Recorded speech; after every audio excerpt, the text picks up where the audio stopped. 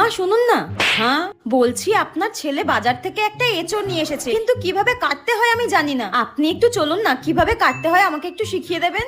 হ্যাঁ ভগবান, তুমি এত বড় ধেরে একটা মেয়ে, সামান্য এঁচড় তুমি কাটতে পারো না?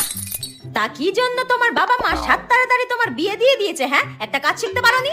আমার মেয়েকে আমি সবকিছু শিখিয়ে পড়িয়ে তারপর শ্বশুর বাড়িতে পাঠিয়েছি, যাতে শ্বশুর বাড়ির লোকজন আমাকে কোনো কথা শোনাতে না পারে। আর তুমি কি শিখেছো? হ্যাঁ ঠিক আছে মা, যাচ্ছি। হ্যাঁ ওই দেখো, বলতে না বলতে আমার মেয়ে ফোন করেছে। সব কাজ বাজ সেরে তারপর আমাকে ফোন করে। তোমার মতো নাকি মিনিটে মিনিটে বাপের বাড়িতে শুধু ফোন করা?